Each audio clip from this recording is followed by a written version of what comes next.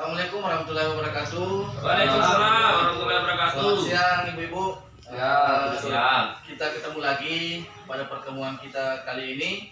Setelah beberapa bulan yang lalu kita sempat bertemu dalam membahas sesi sebelumnya.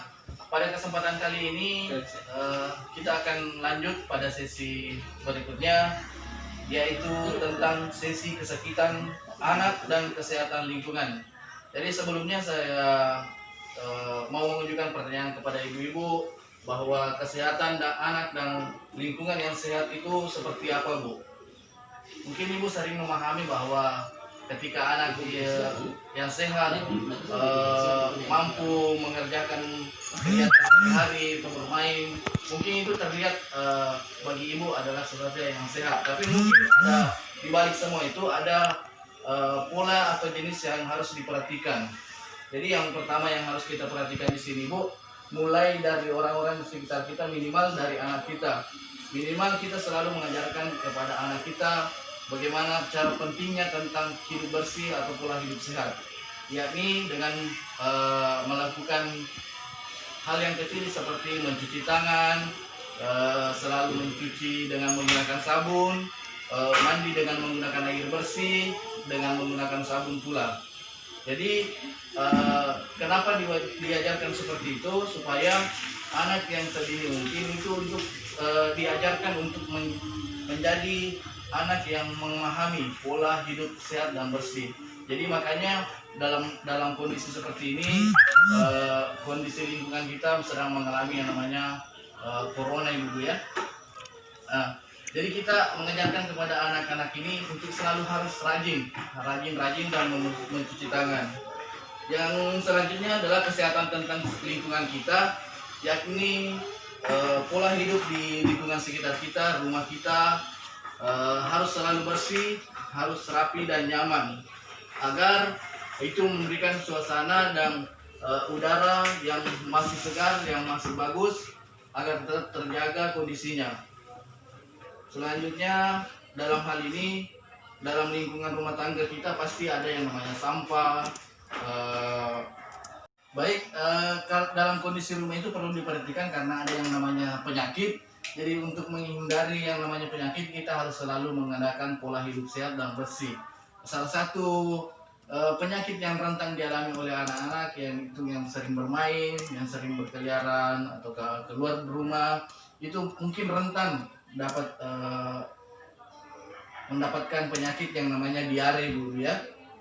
Nah, kalau diare itu kan dalam artian sering BAB, sering buang air besar, kondisinya lemas, suhu tubuhnya meningkat, kemudian menggigil, itu adalah salah satu tanda diare, Bu. Jadi ketika anak mengalami diare, sekiranya ibu dapat memberikan pelayanan ataukah segera memberikan pencegahan, yakni dengan memberikan obat-obatan yang bisa kita dapatkan di puskesmas terdekat. Selanjutnya ketika anak itu masih dalam kondisi menyusui, maka perlu kita berikan ASI secara eksklusif dan MPASI, karena itu bisa memberikan pencegahan kepada anak agar tidak mengalami yang namanya diare, Bu. Jadi selanjutnya ada juga yang namanya cacingan, Ibu. Cacingan ini adalah sebuah penyakit di mana ada sesuatu infeksi pada usus anak-anak yang mengakibatkan diare itu juga bisa terjadi. Selanjutnya ada penyakit lain ketika kondisi lingkungan kita kurang bersih dan kurang nyaman, yakni penyakit malaria. Penyakit malaria ini adalah sebuah penyakit yang mungkin kelihatannya bisa diatasi dengan mudah, tapi efeknya ketika itu tidak diperhatikan maka akibatnya akan menjadi fatal, yakni sampai kematian. Jadi untuk mencegah hal itu, sekiranya ibu-ibu harus mampu membersihkan dan memberikan perawatan kepada anak, seperti lingkungannya harus diperhatikan, kondisi makannya, dan serta pakaian yang bersih harus dipakaikan. Jadi tentang kesehatan lingkungan ini ada hal yang perlu juga yang pasti ditekankan. Saya rasa ibu-ibu di sini semua memiliki jamban, Bu ya. bukan jamban yang di pinggir kali atau di pinggir sungai yang langsung plung plung. Jadi begitu Bu ya, yang langsung jatuh. Jadi selanjutnya kita bahas tentang kesehatan lingkungan ini. Ada hal yang perlu diperhatikan, ini tentang jamban atau WC. Dan di rumah Ibu mungkin semua rata-rata menggunakan jamban atau WC yang berbentuk angsa Bu ya, yang itu harus memang safety Bu.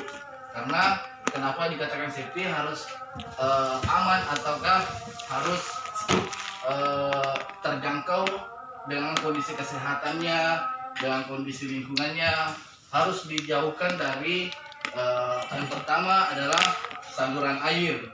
Saluran air ini jangan dekat dengan misalkan jamban, karena itu akan bisa mencemari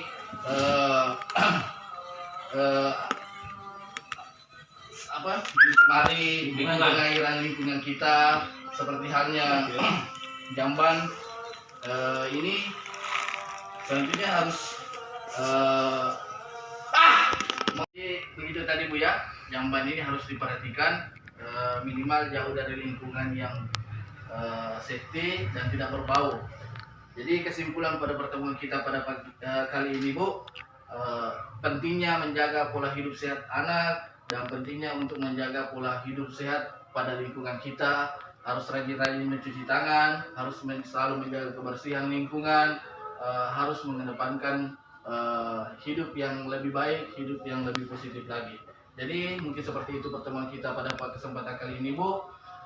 Terima kasih atas perhatiannya. Saya ucapkan Assalamualaikum warahmatullahi wabarakatuh.